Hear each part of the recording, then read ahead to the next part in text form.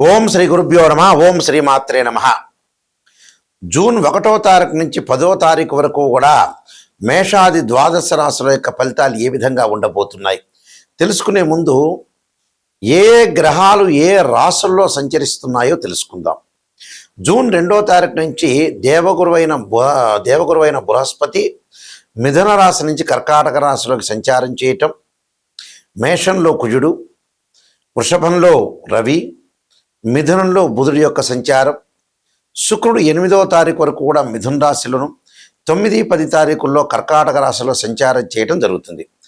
శని సహజంగా మీనరాశిలోను, రాహు కుంభరాశిలోను, కేతు వచ్చేటప్పుడు సింహరాశిలోను సంచరిస్తుంటాడు. ఇవన్నీ కూడా గోచారరీత్యా చెప్పబడే ఫలితాలు అంటారు. గోచారం ఎప్పుడు కూడా 20% సపోర్ట్ చేస్తుంది. ఇక్కడ బర్త్ చార్ట్ సంబంధించిన విషయాలు కావు. గోచారానికి బర్త్ చార్ట్ అంటే ఏమిటంటే అది ఏదైతే మన జాతకాన్ని తీసుకొని date of birth, time, place of birth తీసుకొని బర్త్ చార్ట్ చెప్పి దానికి బర్త్ చార్ట్లో కూడా D16 చార్ట్స్ అన్నీ కూడా మనం పరిశీలన చేసిన తర్వాత వాళ్ళకి ఉద్యోగ పరంగా కానీ, వ్యాపార పరంగా కానీ, హెల్త్ పరంగా కానీ, డెవలప్మెంట్ కానీ, ఎకనామిక్ గ్రోత్ కానీ, మ్యారేజ్ లైఫ్ కానీ, కోర్టు సమస్యలు కానీ, ఎసెట్స్ కానీ, పిల్లల యొక్క చదువులన్నీ కూడా తెలిపేది బర్త్ చార్ట్ అంటారు. అలానే గోచారరీత్యా కూడా ఇలాంటి విషయాలన్నీ కూడా తెలుస్తాయి. సూచనలు, మనం ఎలాంటి నిర్ణయాలు తీసుకోవాలి, ఎలాంటి ఉద్యోగంలో చేరాలి, ఈ 10 రోజుల పాటు ఎలాగ ఆరోగ్యం ఎలా ఉండబోతుంది, పిల్లల మీద ఎలా కాన్సన్ట్రేషన్ చేయాలి, మ్యారేజ్ లైఫ్ అనేది ఏంది, వైఫ్ అండ్ హస్బెండ్ రిలేషన్ ఏంటి అనేది ఈ 10 రోజుల పాటు తెలిసేదే గోచారం అంటారు. అంటే ప్రజెంట్ సిచ్యువేషన్ తెలిసేది గోచారం. గోచారం ఎప్పుడు కూడా 20% సపోర్ట్ చేస్తుంది. బర్త్ చార్ట్ అనేది చాలా ఇంపార్టెంట్. బర్త్ చార్ట్ ఏంటంటే లైఫ్ లాంగ్ ఉండే ప్రొటెక్షన్ తెలియజేసేదే మనం బర్త్ చార్ట్ అంటాం. అలానే ద్వాదశ భావాలని, ద్వాదశ రాశ్యాధిపతులని, ఆయా రాశుల్లో ఏ గ్రహాలు సంచరిస్తున్నాయి, బర్త్ చార్ట్లో డివిజనబుల్ చార్ట్స్ అన్ని కూడా అనాలిసిస్ చేసి మ్యాథమెటికల్గా అనాలిసిస్ చేసి చెప్పేదే బర్త్ చార్ట్ అంట. ఈ ప్రజెంట్ మనం గోచార రీత్యా మేషాది రాశుల వాళ్ళకి ఈ 10 రోజుల పాటు ఏం జరగబోతుంది, ఎలాంటి నిర్ణయాలు తీసుకోవాలి, ఎలాంటి ప్రమాదాలు జరగబోతున్నాయి, ఎలాంటి శుభవార్తలు వినబోతున్నారో మనం తెలుసుకుందాం. మిథున రాశి వారికి ఈ 10 రోజుల పాటు ఏ విధంగా ఉండబోతుంది. మిథున రాశి వాళ్ళ కొత్త అవకాశాలు మరియు సవాళ్లను ఎదుర్కొంటారు. జూన్ 2వ తారీఖు నుంచి ద్వితీయ స్థానంలో గురువు యొక్క సంచారం వల్ల పెండింగ్ ప్రాజెక్టులన్నీ పూర్తయ్యి, అలానే వీళ్ళకి ప్రధానంగా ఫైనాన్షియల్ పరంగా ఉండే సమస్యలు తగ్గిపోయే అవకాశాలు ఎక్కువ ఉంటాయి. అంటే ఆర్థిక పరంగా ఉండే లావాదేవీలు అనుకూలంగా ఉంటాయి. కుటుంబ పరంగా చిక్కులు తొలగే అవకాశాలు ఖచ్చితంగా ఉంటాయి. అలానే అనేక విషయాల్లో జాగ్రత్త వహిస్తారు. రుణ బాధలు తగ్గించుకునే అవకాశాలు ఎక్కువ ఉంటుంది. అంటే ఈ రాశి వారికి గురువు చాలా అనుకూలంగా ఉంటున్నాడు అని అర్థం. అలానే కుజుడి యొక్క ప్రభావం వల్ల రియల్ ఎస్టేట్, కన్స్ట్రక్షన్ వాళ్ళకి కానీ, అలానే పిత్రార్జితం బాగా కలిసి రావటం, కోర్టు సమస్యల పరిష్కారం జరిగే అవకాశాలు బాగా ఎక్కువగా ఉంటాయి. కాబట్టి ఇక్కడ కుజగ్రహము, గురుగ్రహం చాలా అనుకూలంగా ఉంటుంది. ఈ రాశి వారికి శుక్రగ్రహం కూడా అనుకూలంగా ఉంది. వివాహ శుభ కార్యక్రమాల్లో పాల్గొంటారు. పెళ్లిళ్ళు జరిగే అవకాశాలు ఎక్కువ ఉంటుంది. గత కాలం నుంచి కూడా పెండింగ్ ప్రాజెక్టులు అనుకూలంగా లేని వాళ్ళు, పెళ్లికి సంబంధించిన విషయాలు వాయిదా పడుతున్న వ్యక్తులందరికీ కూడా పెళ్లిళ్ళు జరిగే అవకాశాలు, ఫైనాన్షియల్ పరంగా గ్రోతు, వాహనాలు కొనుగోలు చేయాలనుకున్న వ్యక్తులందరికీ కూడా ఆ వాహనాలు కొనుగోలు చేయలేక ఆలస్యం జరుగుతుంటుంది. అలాంటి వ్యక్తులు కూడా వాహనాలు కొనుగోలు చేసే అవకాశాలు ఎక్కువ ఉంటుంది. ఉద్యోగ పరంగా చిన్న చిన్న ఇబ్బందులు కలిగే సూచనలు అయితే ఉన్నాయి. కాబట్టి తోటి అధికారుల యొక్క ఒత్తిడి ఉంటుంది. ఉద్యోగ పరంగా ఇబ్బందులు రాకుండా చూసుకోండి. ఎవరిని కూడా ఒక మాట అనేది అనొద్దండి. ఆచితూచి అడుగు వేయండి. అంటే ఈ 10 రోజుల పాటు ఈ రాశి వారికి ప్రత్యేకంగా గురువు బాగున్నాడు, శుక్రుడు బాగున్నాడు, అలానే గ్రహాలు కుజగ్రహం అనేది కొద్దిగా అనుకూలంగా ఉంది. అంటే కుజగ్రహం చాలా అద్భుతంగా ఉంది. కాబట్టి ఈ గ్రహాలన్నీ కూడా బాగున్నాయి. నేను కొన్ని పరిహారాలు చెప్పబోతున్నా. ఆ పరిహారాలు మీరు పాటించి మంచికి వెళ్ళండి. ఇవన్నీ కూడా గోచారరీత్యా చెప్పబడే ఫలితాలు అంటారు. ఈ గోచారరీత్యా మనం 10 రోజుల పాటు ఎలాంటి నిర్ణయాలు తీసుకోవాలి, ఎలాంటి పరిహారాలు చేసుకోవాలో తెలుసుకుందాం. ప్రధానంగా ఉద్యోగరీత్యా, ఆరోగ్యరీత్యా ప్రధానంగా ఎవరికైనా సరే ఇబ్బందులు కలుగుతున్న వ్యక్తులు ఎవరైనా ఉంటే చక్కగా మనం చేయాల్సింది ఏంటంటే సూర్యగ్రహం యొక్క ఆరాధన చేయాలి. ఉద్యోగంలో అబ్స్ట్రక్షన్స్ కానీ, ఉద్యోగంలో అప్ అండ్ డౌన్స్ కానీ, అధికారుల యొక్క ఒత్తిడి కానీ, ఉద్యోగాలు పోవటం కానీ, నిరుద్యోగులకు ఉద్యోగ అవకాశాలు లేకపోవటం, అంటే ఎంప్లాయ్మెంట్ పరంగా ఇబ్బందులు కలుగుతున్న వ్యక్తులు, హెల్త్ పరంగా కూడా కొంత ఇబ్బందులు కలుగుతున్న వ్యక్తులకి, అంటే కోపం ఉద్రిక్తత పెరుగుతుండి ఆవేశపడుతున్న వ్యక్తులకు కూడా సూర్యుడి యొక్క ఆరాధన చేయాలి. సూర్యుడి యొక్క ఆరాధన ఎలా చేయాలి అనంటే, ప్రతి గ్రహానికి అధిదేవత, ప్రత్యదేవత, అంతరిక్ష దేవత, అధిష్టాన దేవతలు ఉంటారు. అక్కడ సూర్యుడు గ్రహం అనేది మనకు బాగా లేకపోతే మాతాంగీ దేవి యొక్క ఆరాధన చేయాలి. మాతాంగీ దేవి యొక్క ఆరాధన ఆదివారం రోజున ప్రాతకాలంలో సూర్యహోరలో చేస్తే మనకి ఉద్యోగపరంగా ఉండే, ఆరోగ్యపరంగా ఉండే కష్టాలకు దూరం అయ్యే అవకాశం ఖచ్చితంగా ఉంటుంది. అంటే సూర్య భగవానుడికి అంతరిక్ష దేవత, మెయిన్ దేవత ఎవరంటే మాతాంగీ దేవి. మాతాంగీ దేవిని ఆరాధన చేయాలి. మానసికంగా బాధలు పడుతుంటూ టెన్షన్గా ఉండి, మెంటల్లీ డిజార్డర్ ఉండి, చంద్రగ్రహం అనేది అనుకూలంగా లేకపోతే వారి జాతకంలో తప్పకుండా వాళ్ళు భువనేశ్వరీ దేవి యొక్క ఆరాధన చేయాలి. అంటే చంద్రుడికి అంతరిక్ష దేవత భువనేశ్వరి దేవి. భువనేశ్వరి దేవిని సోమవారం రోజున చంద్రహోరలో ప్రాతకాలం చేయటం వల్ల మానసికంగా ప్రశాంతత లభించే అవకాశం ఖచ్చితంగా ఉంటుంది. కొంతమంది ఎంత డబ్బులున్నా ఎన్నున్నా కూడా మానసికంగా ప్రశాంతత ఉండదు. ప్రశాంతత కావాలంటే ఖచ్చితంగా భువనేశ్వరి యొక్క ఆరాధనతో పాటు చంద్రుడికి ప్రీతికరమైన ఒడ్లు కానీ బియ్యాన్ని కానీ సోమవారం రోజున దానం చేయటం చాలా మంచిది. అలానే వాహన ప్రమాదాలు జరుగుతున్న, ఆరోగ్యపరంగా ఇబ్బందులు, కోర్టు సమస్యలు, అన్నదమ్ముల మధ్యలో కానీ అక్కచెల్లెల మధ్యలో గొడవలు జరుగుతున్నా, పిత్రార్జిత విషయంలో కూడా కొన్ని గొడవలు జరుగుతున్నా, వాహన ప్రమాదాలు జరుగుతున్న, ఆరోగ్యపరంగా ఇబ్బందులు కలుగుతున్న వ్యక్తులు కుజుడి యొక్క ఆరాధన చేయాలి. సుబ్రహ్మణ్య స్వామి యొక్క అష్టకాన్ని చదవటం ఒకటి. అలానే కుజుడికి అంతరిక్ష దేవత అయిన భగడాముఖి యొక్క స్తోత్ర పాలనం చేయాలి.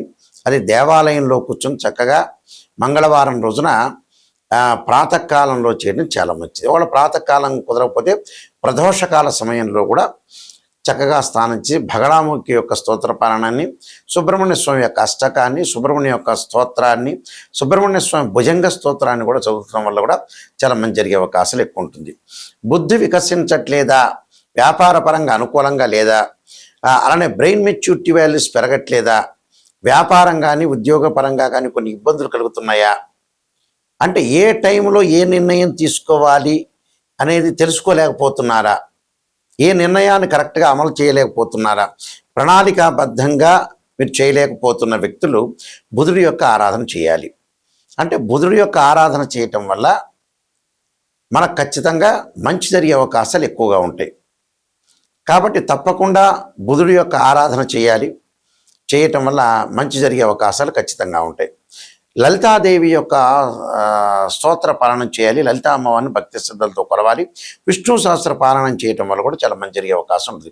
అది బుధహోరలో కానీ ప్రదోషకాల సమయంలో కానీ చేయొచ్చు. అలానే విద్య ఎందు అనుకూలంగా లేదా, ఎర్నింగ్కి సంబంధించిన విషయాలు అప్ అండ్ డౌన్స్ ఉన్నాయా, ఫైనాన్షియల్ పరంగా అనుకూలంగా లేదా, డబ్బులు సంపాదించలేకపోతున్నారా, అలానే విద్యార్థులకు విద్య రావట్లేదా, ఆలోచన సరళిలో మార్పులు జరగాలన్నా, అలానే ఎర్నింగ్ సంబంధించిన విషయాల్లో కూడా డబ్బు పరంగా ఇబ్బందులు పడుతున్న వ్యక్తులు గురువుకి అంతరిక్ష దేవత అయిన తారామహాదేవి యొక్క స్తోత్రాన్ని ఉదయం పూట ప్రాతకాలం చదవటం మంచిది. ప్రదోషకాల సమయంలో కూడా చదవటం చాలా మంచిది. అలానే విద్యార్థులు సరస్వతీదేవి యొక్క ప్రార్థన చేయాలి. వివాహం కావట్లేదా అంటే, ఇందాక నేను చెప్పిన దానిలో గురువు సంతానకారకుడు కూడా. ఆ సంతానానికి సంబంధించిన తారా మహాదేవి స్తోత్రాన్ని, సంతాన గోపాలకృష్ణ మంత్రాన్ని చదవటం కూడా చాలా మంచిది. అలానే శుక్రగ్రహాన్ని దగ్గరికి వస్తే వివాహం కాబట్టేదా, వివాహపరంగా ఆలస్యం జరుగుతుందా అంటే శుక్రుడి యొక్క అనుకూలత ఉండాలి. శుక్రుడి యొక్క అనుకూలత ఉండాలంటే ఖచ్చితంగా శుక్రుడి యొక్క ఆరాధన చేయాలి. అంటే ఆరాధన అంటే శుక్రుడికి అంతరిక్ష దేవతైన కమలాదేవి యొక్క ఆరాధన చేయటం వల్ల మంచి జరిగే అవకాశాలు ఖచ్చితంగా ఉంటుంది. ఉదయం కానీ సాయంత్రం కానీ చదవటంలో మంచి జరిగే అవకాశాలు ఎక్కువ ఉంటుంది. అలానే ముఖ్యంగా స్త్రీలు వరపాస్పదాస రుద్రాభిషేకం, అఘోర గౌరీ పాస్పదాస రుద్రాభిషేకం, అబ్బాయిలు వచ్చే కన్యా పాస్పదాస రుద్రాభిషేకాన్ని చేయాలి. శనిపరంగా ఎల్నాటి శని, జన్మశని, అలానే ద్వితీయ స్థానంలో శని, వ్యయశని, కంటక శని లేదా పొంగు శని, అర్ధాష్టమ శని, అష్టమ శనులు జరుగుతున్నాయా, శని మహారథి జరుగుతుందా, శని యొక్క బాధలు పడుతున్నారా, దక్షిణాకాళి స్తోత్రాన్ని గుడిలో వెళ్ళి చదవటం మంచిది. ప్రాతకాలంలో శని హోరలో చదవటం మంచిది, లేకపోతే ప్రదోషకాలంలో చదవటం మంచిది. అలా నువ్వులు దానం చేయటం కూడా చాలా మంచిది. అలానే రాహు బాగుండట్లేదా, విదేశాలకు వెళ్ళలేకపోతున్నారా, నరదృష్టి ఉందా, చక్షు దోషాలు ఉన్నాయా, అంటే కంటి దోషాలు ఉన్నాయా, ఏ దోషాలు ఉన్నాయని జాతకంలో చూసుకునేటట్టయితే రాహుకి అలానే అధిష్టాన దేవతలు అంతరిక్ష దేవతలు ఉంటారు. అంతరిక్ష దేవత అయిన చిన్నమస్తాదేవి యొక్క స్తోత్రాన్ని పారాయణ చేయండి. ఇది ఎప్పుడు చేయాలి? తప్పకుండా శనివారం రోజున, ఆదివారం కానీ శనివారం కానీ చేయొచ్చు. అలానే కేతువు వల్ల జ్ఞానం రావట్లేదా, జ్ఞాన సంపన్నులు కాలేకపోతున్నారు, ఆటంకాలు కలుగుతున్నాయా, పిత్రార్జిత విషయంలో కానీ, కోర్టు సమస్యలో కానీ, అన్నదమ్ముల మధ్యలో కానీ ఏదైనా గొడవలు జరుగుతుంటే ఖచ్చితంగా కేతువుకు అంతరిక్ష దేవత అయినా మనం ధూమవతీదేవి యొక్క స్తోత్ర పారాయణం చేయాలి. అది ఎప్పుడు చేయాలి? మంగళవారం రోజున చేయడం చాలా మంచిది, ఉదయం కానీ సాయంత్రం కానీ. అంటే ఇవన్నీ కూడా రెమెడీస్ అనేవి చేసుకోవాలి. ధనపరంగా ఇబ్బందులు కలుగుతున్న వాళ్ళు కూడా ఖచ్చితంగా యక్షాయ కుబేరాయ వైశ్రవణాయ ధనధాన్యాధిపతి ధనం ధాన్యం సమృద్ధిమే దేహిమే దాపైస్వ అనే మంత్రాన్ని, ఆరోగ్యపరంగా ఇబ్బందులు కలుగుతున్నాయా, శరీరే జర్జరీభూతే వ్యాధిగ్రస్తే కలేబ్రే ఔషధం జాహ్నవీతోయం వైద్యో నారాయణ హరి మంత్రాన్ని, ఉద్యోగపరంగా సూర్య గాయత్రి మంత్రాన్ని చదువుకోవటం మంచిది. ఆదిత్యాయుధే సహస్రకిరణాయుధమే తన్నో సూర్య ప్రచోదయాత్. మానసికంగా ఆందోళన పడుతున్నారా, క్షీరపుత్రాయుధే అమృతతత్వాయుధమే తన్నో చంద్ర ప్రచోదయాత్ అనే మంత్రాన్ని చక్కగా చదువుకోండి. మీకు మంచి జరిగే అవకాశాలు ఖచ్చితంగా ఉంటాయి. అయితే ఏమిటి అనంటే ఇవన్నీ కూడా గోచారరీత్యా చెప్పబడే ఫలితాలు. గోచారం ఎప్పుడు కూడా 20% గుర్తుపెట్టుకోండి. అంటే మేషరాశి వాళ్ళందరికీ 5 లక్షల మంది హైదరాబాద్లో ఉంటే అలానే జరుగుతుందా? జరగదు. సూచనలు అంటే ఆ 4-5 పాయింట్లలో ఒక సూచన జరుగుతుంటే మీరు జాగ్రత్త పడే అవకాశం ఖచ్చితంగా ఉంటుంది. అదొకటి గుర్తుపెట్టుకోవాలి. గోచారం కూడా ఇంపార్టెంటే. ఆ గోచారాన్ని చూసి మనం అనుసరిస్తే ఏంటంటే ఎలాంటి నిర్ణయాలు తీసుకోవాలి, ఎలాంటి జాగ్రత్తలు తీసుకోవాలి అంటే ముందుగా బిఫోర్గా మనం జాగ్రత్తలు తీసుకుంటే ఖచ్చితంగా మనకు మంచి రిజల్ట్స్ వచ్చే అవకాశం గ్యారంటీగా ఉంటుంది. గోచారరీత్యా ఆలోచనలు మారిపోవాలి. అంటే మనం ఏం చేయగలుగుతున్నాం, ఏం చేస్తున్నాం, ఎలాంటి జాగ్రత్తలు ఈ 10 రోజుల్లో గురువు గారు చెప్పారు, నాయకంటి గారు. ఆ ఆలోచనలు సరళలు మనం ఎంత మార్చుకోవాలి, ఏమి చేయాలి, ఎలాంటి జాగ్రత్తలు చేయాలి, 10 రోజుల్లో మనకెక్కడ కూడా చెడు ఫలితాలు జరగకుండా, అరిష్టాలు జరగకుండా జాగ్రత్తగా మన జీవితాన్ని నడుపుకోవాలంటే గోచారం అనేది చాలా ఇంపార్టెంట్. బర్త్ చార్ట్ ఏంటంటే లాంగ్ రన్లో ప్రిడిక్షన్స్, అంటే ఈ రోజు దగ్గర నుంచి మనం పుట్టినప్పటి నుంచి లాస్ట్ వరకు ఎలాంటి నిర్ణయాలు తీసుకోవాలి, అంటే ప్రొఫెషనల్ పరంగా ఎలా తీసుకోవాలి, బిజినెస్ పరంగా ఎలా తీసుకోవాలి, హెల్త్ పరంగా, ఎంప్లాయ్మెంట్ పరంగా, మ్యారేజ్ సంబంధించిన విషయాల్లో కానీ, చిల్డ్రన్స్ కానీ, కోర్టు సమస్యలు కానీ, ఎసెట్స్ కానీ, ఎర్నింగ్ కానీ, డెవలప్మెంట్ కానీ, ఇవన్నీ కూడా ద్వాదశ భావాలను ఎనాలిసిస్ చేసి చెప్తారు. బర్త్ చార్టులో జన్మలగ్నం నుంచి ద్వాదశ భావాలు ఉంటాయి. అంటే తనుభావానికి రవిధిపతిని, ద్వితీయ భావానికి వచ్చే గురు అధిపతిని, తృతీయ భావానికి కుజుడు, అలానే చతుర్థ భావానికి చంద్రుడు బుధుడు, పంచమ భావానికి గురువు, షష్టమ భావానికి అంటే రోగస్థానం. షష్టం అంటే రోగాలు ఎలా రాబోతున్నాయి, శత్రువులు ఎలా ఉండబోతున్నారు షష్టమం. ఆ షష్టమానికి ఏంటంటే శని కుజులు. నేను ఇందాక చెప్పిన తనుభావం అంటే ఏంటి, తనుభావానికి అధిపతి రవి అంటే తన యొక్క నిర్ణయాలు ఎలాంటి మార్చుకోవాలి, మనం ఎక్కడ మిస్టేక్ చేస్తున్నాం, ఏదైనా పొరపాట్లు చేస్తున్నామని తనుభావం మన వ్యక్తిత్వం.